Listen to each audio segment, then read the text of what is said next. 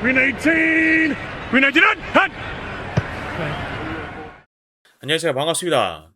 빅다운입니다. 지난해 덴버 브론코스는 리그에서 가장 강한 팀 중에 하나였습니다. 눈이 오는 혈투 속에서 뉴잉글랜드 페이트리어츠가 10대 7로 플레이오프에서 그들을 꺾고 슈퍼볼에 진출하긴 했지만 주전 쿼터백 보닉스의 부상이 아니었다면 슈퍼볼에 진출했을 팀이 덴버 브론코스였고, 덴버 브론코스와 시호크스가 맞붙었다면 훨씬 더 게임이 할만하지 않았을까라고 생각하는 사람이 저를 포함해서도 적지 않을 거라고 생각은 드는데, 이럴 수 있었던 가장 큰 이유는 바로 감독인 션 페이튼 때문입니다. 만년 초약팀이었던 세인츠에서 우승한 션 페이튼 감독이 23시즌 덴버 브론코스에 오면서 보여준 행적은 굉장히 놀라운데요. 23시즌에 팀의 사령관으로 와서 그 전까지 리그 최약체의 공격력을 가진 팀에 5승 12패에 불과했던 팀이 전임 감독이 데리고 온 쿼터백 러셀 윌슨의 엄청난 연봉으로 인해 주전 쿼터백이 아님에도 불구하고 255백만 달러의 팀 셀러리 캡에서 55백만 달러라는 정말 쓰이지도 못할 돈이 떼이고 있는 상황에서도 팀을 2연속 플레이오프 진출팀으로 바꿔버렸는데, 이런 션 페이튼의 가장 큰 장기는 바로 공격 쪽에서의 역량입니다. 션 맥베이 이전 시대에 있던 천재 소년 중에 하나라고 불리는 인물 중에 하나인데요.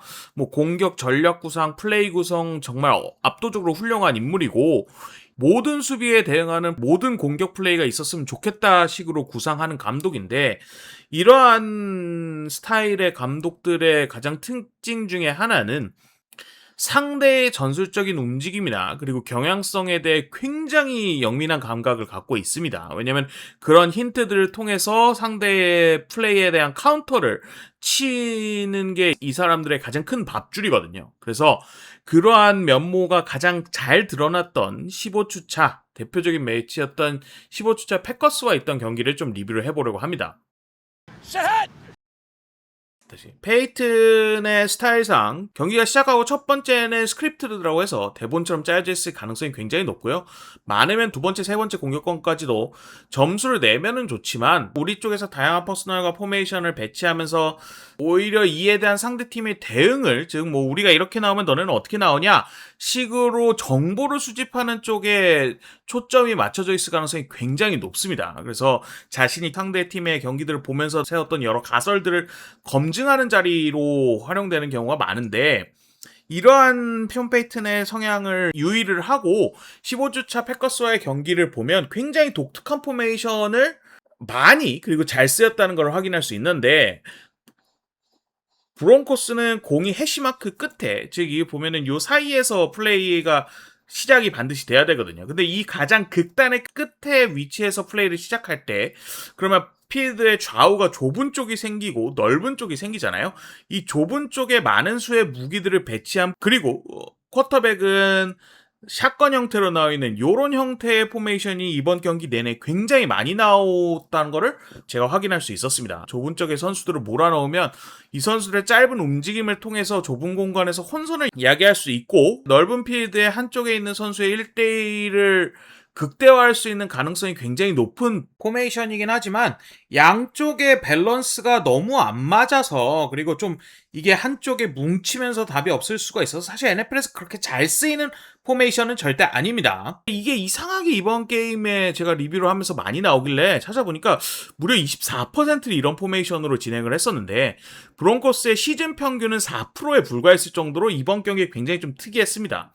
심지어 이번 경기에 나왔던 3개의 터치다운을 이제 한 번씩 보시게 되면 모두 다 이러한 포메이션, 즉 해시마크의 가장 극단에 공이 있고 그쪽에 좁은 쪽에 선수들이 많이 배치되어 있고 넓은 쪽에 훨씬 적은 선수가 배치되어 있는 상황에서 나왔다는 걸 파악해 보면, 션 페이튼이 이 포메이션에서 나오는 수비의 경향성을 게임 전에 어느 정도 예상했고, 그게 초반 공격권들을 통해서 얘네 이렇게 하는구나에 대한 검증이 되었고, 그걸 갖고 아주 요리를 해버렸구나라는 추론에 이르렀는데, 실제 플레이들을 한번 보시죠. 우선 첫 번째 시퀀스입니다. 이 시퀀스에서 션 페이튼이 노리는 전술적 멸미는 저는 바로 수비의 대응 부족이라고 생각을 해요. 좁은 지역에 다수의 선수를 배치하면 수비의 입장에서는 역할 분담이 좀 굉장히 명확하게 돼야 돼요. 왜냐면 일단 공격 쪽에서 활용할 돌 자체가 많고요. 뿐만 아니라 앞쪽에서 블로킹을 해줄 수 있는 스크린이라든가 아니면 서로의 루트를 교차시키는 등의 여러 다양한 전술적 변수를 줄 수 있기 때문에 굉장히 조심해야 됩니다. 특히나 패커스같이 지역 수비를 좋아하는 팀의 입장에서는 반대쪽에서 선수 하나가 모션으로 오게 되면은 훨씬 더 혼란이 가중될 수가 있어요. 그리고 이러한 수비 쪽에 혼란이 야기될 수 있는 거를 집요하게 파고든 게 바로 첫 번째 시퀀스입니다. 첫 번째 플레이는 첫 번째 공격권에서 나오는데요. 이 내용이 계속 반복이 될 건데 가장 끝 해시마크에 공이 있습니다. 그리고 좁은 지역의 선수들 3명을 뒀다가 넓은 쪽에 있는 2명의 리시버 중에 1명을 반대쪽으로 옮기게 되는데요. 자연히 좁은 지역인 우측에 무려 4명의 무기가 위치하는 솔린 포메이션으로 형성이 됩니다. 수비는 이에 대응해서 이선 수비가 돌아나간 리시버를 직접 따라가기보다는 박스 안에서 멈추고 그의 임무를 다른 선수에게 넘겨주는 걸 확인할 수 있는데요.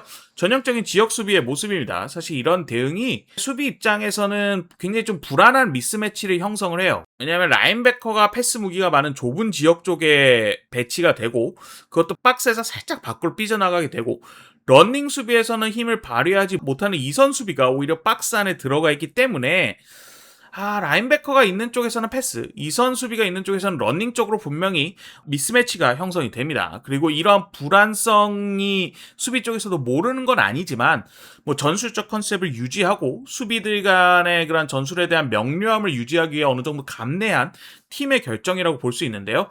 그리고 션 페이튼은 역시나 분명히 제 생각에는 알고 있었어요. 이게 이전 경기를 보면서 이렇게 대응한다는 걸 알고 있었기 때문에 이 이선 수비가 있는 쪽으로 러닝을 하면서 딱 아주 좋은 야드를 딱 바로 먹죠. 그리고 시퀀스의 두 번째 플레이가 나오는데 두 번째 플레이는 두 번째 공격권에서 나오는데 정확히 똑같은 플레이입니다. 해시마 끝쪽에 공이 있고 좁은 지역에 3명의 선수가 있다가 플레이 시작 전에 넓은 쪽의 선수 1명이 좁은 쪽으로 모션을 취하면서 좁은 쪽에 극단으로 선수들이 몰린 움직임까지 정확히 똑같죠. 그리고 플레이의 전개도 똑같아요. 넓은 쪽으로는 아웃사이드 존 러싱을 깔아서 러닝을 하면서 코너백을 노리는 움직임을 취하고 좁은 쪽으로는 앞에 두 선수가 블로킹을 하고 돌아 들어온 선수에게 스크린을 주는 플레이를 펼치는 건데 이 두 가지의 경우의 수를 쿼터백이 수비를 읽으면서 어디로 갈지를 정하는 RPO로 만들어 버린 거죠. 그리고 이 플레이에서 아까 처음에 말씀드렸던 수비의 대응 부족이 굉장히 명백하게 드러납니다. 리시버를 따라 들어가는 선수가 이전 플레이처럼 자신의 역할을 넘겨야 되는가 아니면은 그대로 따라가야 되는가에 대해서 당황하는 게 분명하게 보였고요. 이게 왜 이렇게 될 수 있었느냐. 이 플레이는 노허들, 즉 수비가 전열을 정비할 틈을 주지 않고 취했던 플레이인데 션 페이튼은 아마 노어들이라는 어느 정도 급박한 상황에서 수비가 대응을 잘하는가를 보고 싶었을 것 같고 분명히 흔들리는 걸 봤죠. 그래서 피 냄새를 싹 맡았을 거예요. 그리고 이러한 약점을 시퀀스의 마지막 플레이는 세 번째 플레이에서 제대로 공략을 하기 시작하는데 왜냐면 이제 짧게 먹는 거는 됐어요. 이제 세 번째 공격권의 레드존 바로 앞에서 펼쳐지는 플레이인데 이 득점과 굉장히 바로 연결이 될 수 있는 지역이죠. 플레이를 보면 역시나 해시마크 끝편에 공이 있고 좁은 쪽에 선수들이 4명이 있고 반대쪽 넓은 쪽에 1명의 선수만 있습니다. 이전에 앞서 봤던 두 번의 플레이와 다르게 반대쪽에 있던 선수가 여유롭게 넘어오는 모션이 생략된 채로 좁은 지역에 3명의 리시버들로 시작하는 포메이션 형태로 나오는데요. 이게 아까랑 다른 애라고 할 수 있지만 영상의 처음 부분을 보면 이게 왜 앞선 플레이드가 왜 연속상에서 있는지 알 수 있습니다. 플레이가 시작하면 공격적 선수들이 굉장히 빠르게 플레이를 준비하는 걸 볼 수 있는데요. 이번 플레이와 마찬가지로 노호들, 즉 이전 플레이가 끝나고 수비가 전열을 가다듬을 시간을 주지 않고 플레이를 속행한 건데 템포가 훨씬 빠릅니다. 실제로 수비가 공격의 포지션을 보자마자 빠르게 막 플레이를 바꾸면서 자기들끼리 의사소통을 급하게 대응하는 걸 확인할 수 있는데 그리고 혼란을 가중시킬 만한 플레이를 션 페이튼이 들고 나오는데요. 2명의 선수가 서로를 교차시키면서 맨투맨 수비의 카운터를 먹이고 상대가 지역 수비로 나오게 되면 두 선수가 중거리, 장거리 지역을 각각 공략하면서 지역 수비에게 양자태기를 거는 수비로 뭐가 나오든 답이 있는 어느 정도의 전술로 나오는데 특히나 교차하는 지역이 많게 하면서 수비 간의 혼선을 좀 극대화하는 전술을 선택을 하죠. 그리고 역시나 션 페이튼의 전술 의도대로 이선 최후방 수비가 이러한 비정상적인 포메이션과 빠른 공격의 템포에 맞서다가 실수를 하게 됩니다. 최후방을 3명이서 막는 커버3 전술로 나왔는데 리시버 1명이 안쪽으로 파고드는 움직임을 취하자 자신의 임무를 버리고 그 선수를 안으로 깊게 쫓아 들어가는 실수를 저질러 버리죠. 물론 뭐 따라 들어가면서 밖으로 손짓을 하는 걸 보면 뭔가 이 선수가 밖으로 빠져나갔어야 됐는데 의사소통이 안 되었나 하는 생각이 듣지만 뭐 어쨌든 이러한 것조차도 사실은 션 페이튼의 배팅에 어느 정도 영향을 준 거였거든요. 그래서 보닉스 역시나 포켓을 알맞게 벗어나는 움직임을 통해 기회를 극강으로 살리면서 첫 번째 터치다운을 만들게 됩니다. 비정상적인 포메이션과 빠른 템포를 이용해 수비가 실수를 할 거라는 예측을 이전 경기들을 통해서 확인을 분명히 했을 거고 경기 내에서도 그러한 것을 검증을 통해서 레드존의 가장 중요한 순간에 이 카드를 꺼낸 아주 정말 비상한 그 약간 볼배합과 같은 상대의 수비에 기민하게 대응하는 전술적 선택인데 경기를 제가 쭉 다 보고 나서 또 추가적으로 느낀 거는 아마 보닉스한테도 왼쪽으로 빠져서 왼쪽을 노려라라고 팁을 주지 않았을까 하는 추측을 해봅니다. 왜냐면은 경기 내내 거의 터치다운 상황이나 주요한 상황에서 이 왼쪽의 이선 수비수인 밸런타인을 공략하는 시퀀스를 계속해서 짰기 때문인데요. 자연스럽게 두 번째 시퀀스로 넘어가 보자면 두 번째 시퀀스의 제 생각에 시발점이라고 생각하는 플레이는 이 쿼터 초반에 나옵니다. 덴버는 역시나 해시마카의 가장 끝에 공이 놓여져 있고 좁은 쪽에 4명의 선수, 넓은 쪽엔 1명의 선수만 둔 포메이션으로 나와요. 계속 말씀드리지만 이 플레이를 지속적으로 정말 많이 활용한 걸 우리가 느낄 수 있죠. 그리고 좁은 쪽에 있는 선수 한 명이 이제 넓은 쪽으로 쭉 넘어가는 모션, 그 추진력을 살려서 그대로 돌아나가면서 짧은 패스를 아주 손쉽게 받고 구야들을 바로 전진을 하게 되는데요. 여기서 제 생각에 션 페이튼이 집중적으로 캐치한 포인트는 두 가지입니다. 아까 1번 싱커스에서도 계속해서 나왔고 또 이번 경기 내내 거의 계속해서 나오는 그린베이 패커스 수비의 경향성인데요. 일단 좁은 쪽에 라인베커 그리고 넓은 쪽에 이선 수비를 두는 수비의 포메이션을 계속 유지를 하고 이거를 유지한다는 것 자체가 맨투맨보다는 지역 수비에 대한 높은 선호도가 있다는 거를 확인을 할 수 있었을 겁니다. 아마. 그리고 실제로 이 플레이에서도 뭐 쿼터 하프라고 해서 최후방의 반을 담당하는 1인 한 명이 있고 나머지 반을 2명이 쪼개서 하는 지역 수비 전술인데 이런 수비 전술에서는 최외곽의 짧은 지역은 수비를 안 하고 내주는 선택을 하게 되거든요. 왜냐하면 이 한 명의 선수가 자기의 뒷공간까지 모두 수비를 해야 돼서 그런 건데 덴버는 뭐 이거 마치 알았다는 듯이 낼름 요 쿠션을 바로 받아 먹은 거죠. 그리고 두 번째 플레이를 봅시다. 1번 플레이와 역시나 정확히 동일합니다. 해시마크 가장 끝단에 공이 있고 좁은 쪽에 4명의 선수가 있는 형태로 시작을 했다가 가장 끝에 있는 선수가 반대편 넓은 쪽까지 달려나가고 최외곽 리시버를 지나칠 때쯤 공이 스냅이 되고 안쪽 리시버는 안으로 짧게 달려나가면서 짧은 지역에 있는 수비수의 이목을 끌고 달려나가던 리시버가 그 추진력을 살려서 돌아나가다가 딱 돌아서서 1번 플레이와 똑같이 구야들 전진하는 플레이인데요. 아까 말했던 션 페이튼이 가정했을 두 가지의 경우 라인베커는 좁은 쪽, 이선 수비는 여전히 넓은 쪽에 위치해 있고 마찬가지로 지역 수비로 똑같이 대응을 하고 있습니다. 처음에는 최후방에 2명이 있는 듯 하지만 한 명이 내려오면서 최후방에 한 명이 있는 커버 3의 지역 형태라는 걸 확인할 수 있어요. 그러다 보니 앞에 공간에 쿠션이 생기고 공격 측에서 거기를 또 낼름 하고 받아먹은 겁니다. 자, 이제 시퀀스의 마지막 플레이인데 정말 션 페이튼의 환상적인 가위바위보 실력, 그 플레이를 고르는 능력이 나옵니다. 자, 똑같이 계속 말씀드리지만 해시마크 끝단에 공이 있고 좁은 쪽에 4명의 선수들이 있고 넓은 쪽에 1명의 선수가 있습니다. 그리고 플레이가 시작하면 최각의 선수가 반대쪽 끝을 향해 달립니다.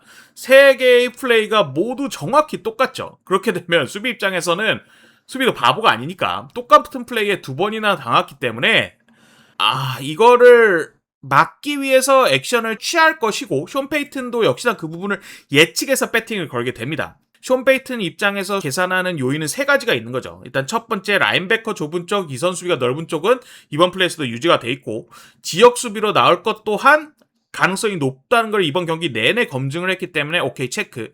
그리고 최외곽의 짧은 쿠션을 막기 위한 전술적 선택이 나올 것이다에 대한 가정을 할 수 있고 거기에 배팅을 건 건데 이 3가지의 요건을 충족시키는 전술은 정말 많이 없어요. 좁은 쪽부터 보면 공격 측의 무기는 3명인데 수비 중에 1명이 라인베커이기 때문에 이게 패스 수비를 전방부터 후방까지 맡기기에는 불안함이 분명히 있는 구조입니다. 결국 라인베커가 앞쪽을 막아주면 뒤쪽에도 선수가 1명이 있어야 되기 때문에 일단 이쪽 선수들은 모두 다 최후방에 1명까지 해서 포진이 될 거예요. 자, 그럼 문제가 되는 이번 게임 내내 공략되었던 넓은 쪽인데요. 가장 쉬운 방법은 코너백을 리시버 앞에 붙여가지고 수비를 맨투맨 하는 걸 거예요. 근데 뭐 맨투맨을 안 한다라고 숀 페이튼이 확인을 했었고, 심지어 이 플레이에서도 보면 코너백이 리시버와 거리를 좀 상당히 띄운 걸 보면 맨투맨이 아닐 가능성이 굉장히 높아진 걸 우리가 확인을 할 수 있죠. 그렇다면 수비가 취할 수 있는 뭐 정석적인 방법은 결국 단거리 지역을 수비하는 선수를 할당하는 수밖에 없습니다.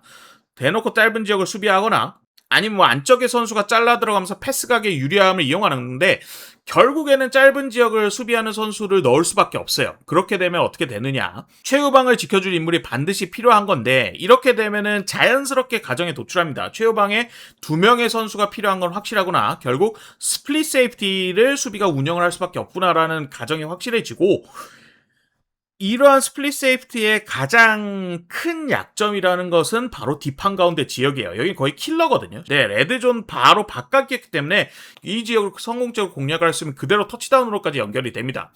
그리고 숀 페이튼은 이러한 걸 정확히 공략하는 시저스 전술을 들고 나오는데, 두 선수의 루트가 교차하는 게 가위처럼 생겼다라고 해서 시저스라고 불립니다.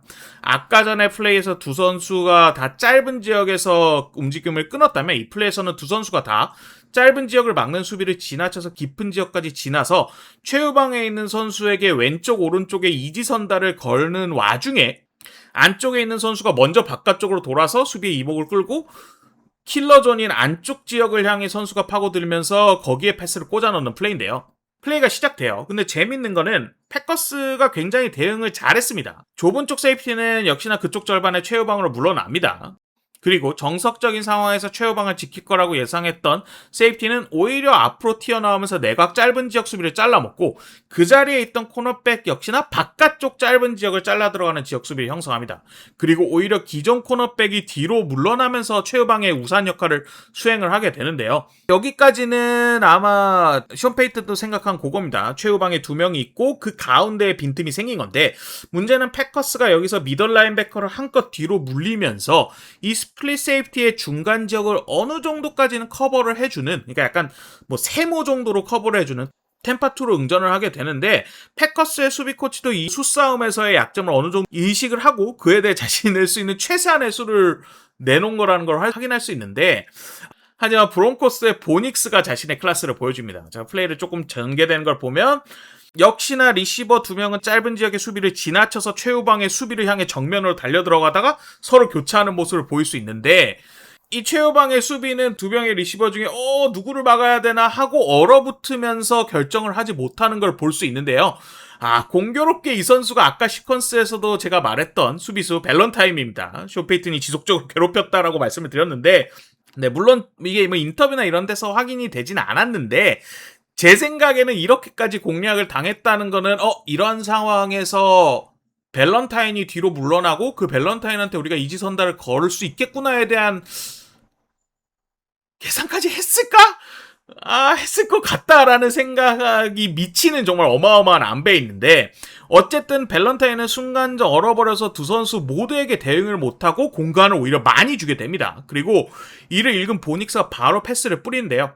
최후방의 가운데 지역에 대한 미들라인베커라는 어느 정도의 보험을 걸어두기 때문에 이 선수를 넘어서, 그리고 최후방 세이프티가 없는 쪽에 딱 떨어지는 굉장히 좀 난이도가 있는 패스를 던져야만 했는데, 밸런타인의 어느 정도의 그 당황함, 그리고 보닉스의 라인베커를 넘어서는 완벽한 패스로 인해서 터치다운을 한 번 더 만들어내게 됩니다. 그린베이 패커스는 마이커 파슨스가 팀에 합류한 뒤로 30점 이상을 허용했던 적은 딱 2번 뿐인데, 심지어 마크 파슨스가 팀에 오고 어느 정도 정비가 되었다라고 할 수 있는 바이위크 이후에는 이 경기가 유일합니다. 많은 사람들이 보닉스는 대학을 나올 때 그리 기대받는 쿼터백이 아니었는데, 왜 케일러 윌리엄스, 제이던 데니얼스, 드레이크 메이가 드래프트된 24시즌에 이 어마어마한 신인들이 있는 쿼터백 드래프트에서 24승 10패로 승률 1위고 2위와는 7승이나 차이가 나는 1위를 기록하고 있는 이유에 대해 궁금하셨을 텐데, 물론 보닉스의 기대보다 엄청 높은 플레이메이킹과 아까 봤던 그런 정확한 패스 능력도 있지만,